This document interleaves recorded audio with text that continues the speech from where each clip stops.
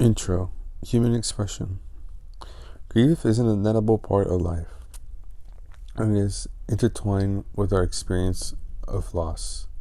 Whether it be the loss of a loved one, the agony of a broken relationship, every individual carries the burden in a unique way, despite the fact that it is a universal experience that impacts everyone.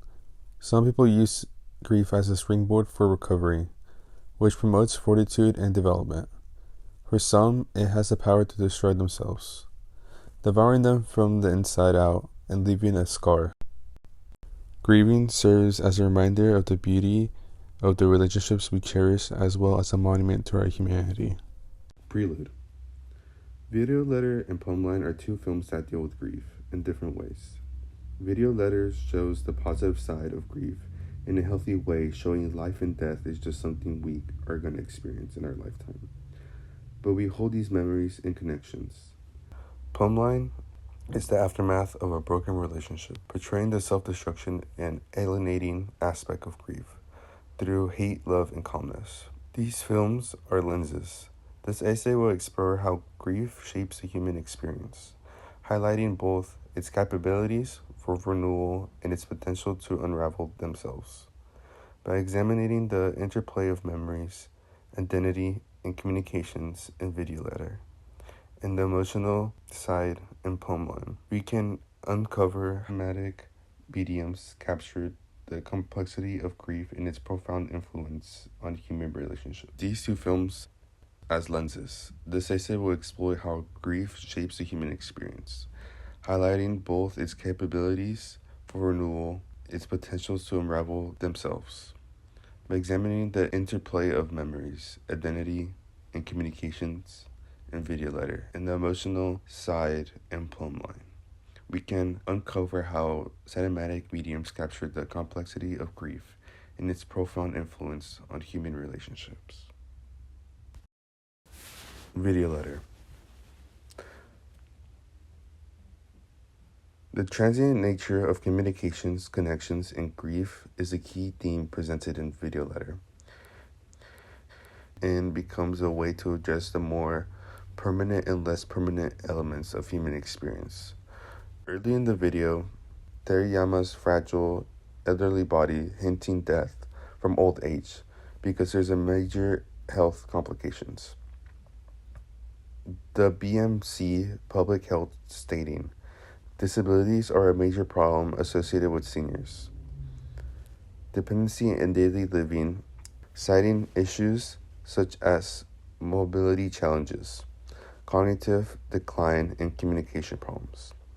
These vulnerabilities outline how aging increases the vulnerability of an individual to injury and illness, and ultimately death. This causes Tanikawa to make a video letter from Teriyama's death. One of the first letters Tanikawa received was a video from Teriyama, finding photos of Tanikawa, almost like he was grieving and looking back at old photos of him.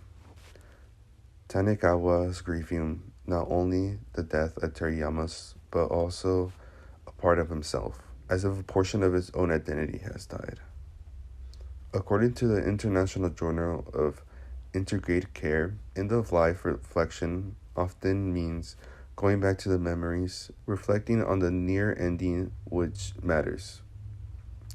Tanikawa seems to talk to the memory of Teriyama through the video, sending messages that no one ever answers, except by fragments Teriyama's made before his death, is an example of pristine human longing for contact, even with those who are not around anymore. During Teriyama's letter, he questions life. Is it me? No, it's 4 characters on the writing pad. Is it me then? No, it's just a photograph. Am I an invisible man? Maybe. Stating the existential profoundness of the question about common reflections of the end of life, as it underlined in the International Journal of Integrated Care. The end-of-life conversations promote thoughts about identity, meaning, and future. Teriyama's questions, who am I after death, just illustrates his fear if he were to disappear like a memory without a body. After death, will his memory even be considered? The closing memories of the film symbolizes his death. Tanakawa remembers his friend's death, a graph resembling a heartbeat, raising and falling until 12 lines, followed by a voiceover, 20 years old in May I was born. This transition suggests a death not as an end, but as a moment in a continuous cycle where death leads to rebirth. This also aligns with explanations of Kuramura about the Japanese notions of tekai, which relate to the Buddhist beliefs in the infinity cycle of transmigration, or orokudo rine. This is a very common religious concept that is familiar to the Japanese, who are traditionally Buddhist kurumoses. This further resonates with rokudo rine. In this film, everything on the memory, identity, and the connection of people was endless and will never end. In a way, Buddhist rebirth shows meaning. He will be here always, but not in the physical form, but in the mental form. The aesthetics of Wabi Sabi strongly support this idea. While Tanakawa's attempt to grieving on Teriyama's death, trying to send video letters like people do, reflecting on their death. For example, Terry, a mother who lost her daughter, grieves by writing letters to her. She states, I feel like I need to write to Lori, like she's waiting to hear from me, of my progress in my journey in grief, like it is a way to connect with death. Plumbline, on the other hand, explores the same type of grief, but instead of grief of someone living, it is someone who is alive, but might as well be dead, because he is dead in her heart. The loss of intimacy from one's perspective following the separation. In Plumbline, at 20 seconds, one of the first things shown is a plumb line in the face of the man. The plumb line, also known as the pendulum, swings in a circle and then back and forth in one direction. A plumb line is also used in spiritual practice. People have asked questions to handheld pendulums and interpreted their movement as a response from the divine by associating particular swings movements with yes and no responses. Olsen 1. In the video, the plumb line is shown to the first move in a circle, as if it's hesitating to answer a question, and then it swings back and forth in a yes or no motion, as if the question has been answered. However, we do not know where it is swinging, since the video doesn't capture that moment. But there is evidence that it swings towards a yes. Even if the part was ambiguous, it seems like Shoniman was having PTSD from the memory of the event and was trying not to recall it, which could be an analog of the pendulums answering the question. Therefore, this shows she was not moved on from their fallout, which is the reason for her being muted, not wanting to remember his response. Furthermore, Shoniman still hasn't recovered from the event. It had to do with something she's deep that could cause any relationship to break. The question we didn't hear was, did he cheat on me? However, in the video, instead of having a verbal conversation, there was just silence. Afterwards, at 13 minutes and 11 seconds, a glass appeared. Although the glass was specific lighting that made it resemble genitalia, such as lips, symbolizing a vagina.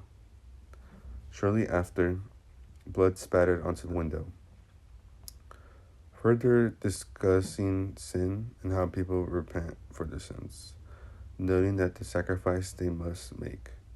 It represents the offer, exonerating him from the guilt of killing the animal. There's no exoneration in sacrificing the relationship to be an other. Blood is a sign of purging, in which is causing Shoniman to suffer, but not being able to move on from this pain, which is also resurfacing when she least expects it. Plumbline shows happy and sad times in the relationship, represented by the colors red, blue, and pink. These colors reflect the emotions the author experienced during the heartbreak. Red is associated with anger, blue with calmness and comfort. Mitsu Hiko, paragraph 1. Red symbolizes anger, the hatred towards the memory of him, especially in certain frames, and the betrayal of trust after his actions. The color then shifts to blue, which is a metaphor for calmness and at ease, possibly reflecting the moments of forgiveness. Pink is associated with eros or love, may be cultural in origin. Mitsuhiko, paragraph 33. Even though she feels anger and sadness, she still loves him and isn't completely over him, as indicated by the color pink, which symbolizes love. Despite everything he has done to her, she still has feelings for him. This portrays the complicated emotions of love that it experienced in her mind, with the memory of his actions keeping her in the blind rage overpowered her thoughts, preventing her from moving on. At the end of Plumbline, it shows the beginnings of the video and the end, illustrating that it's a cycle repeating. They could trigger old memories and associate the emotions. Sometimes a scent, a taste, or a sound that can trigger a long gone memory. It is hard for her to escape the cycle because it is the only thing she thinks about. The same scenario just keeps on replaying in her head, forcing her to go through all the emotions again, which never ends. Plumbline shows how difficult it is for someone to move on from a relationship, almost like the person died, knowing that that will be the last time you will see them. Close reading.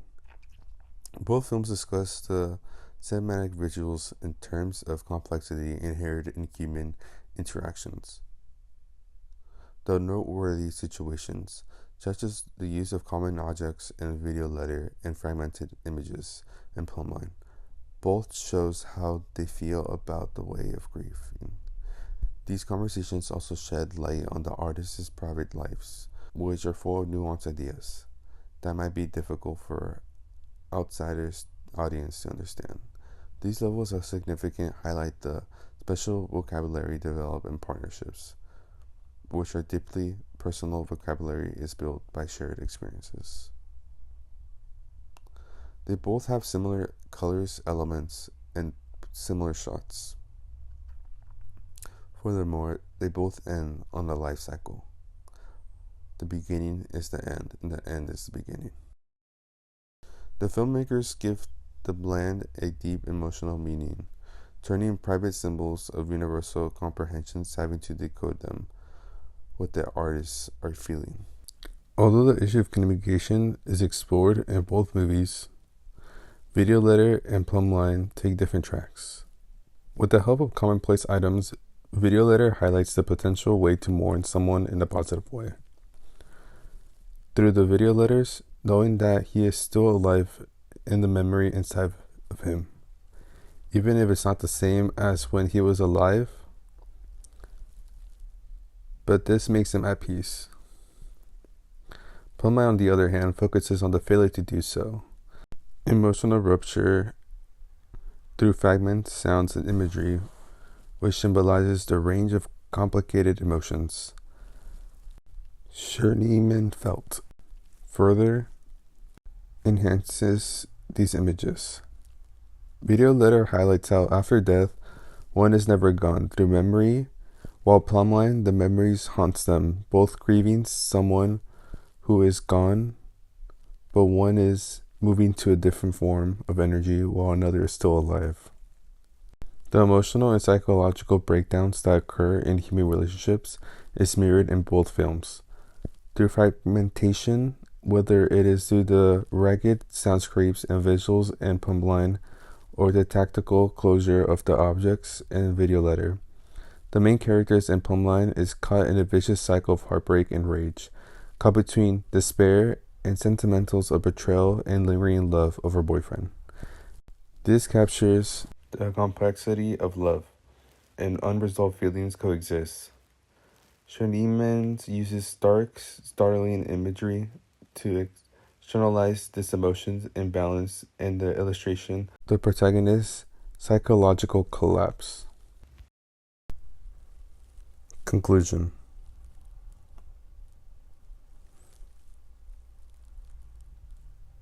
The sense of entrenchment is further enhanced by Schoenemann's use of broken voice and sound. Her speech reflects the emotional dynamics of the relationship by altering between quiet periods and impassionate outbursts, Video Letter explores the possibility of connection and overcoming grief in a different way. Tanaka holds old pictures of Terayama and provide a glimpse into their friendship. Even though the images are unremarkable, they acquire layers of emotional depth and become representational of intimacy, time, and memory, showing that even if they're both apart, their memories are held on to deeply. Whereas Plumbline paints a dark picture of communication failure, where alienation and emotional rupture predominate, trying to forget her pain and the man that hurt her. One who is truly dead and one who is from the heart. These films serve as a reminder that grief, whether it strengthens us or weakens us, is a reflection of the relationship that gives life purpose.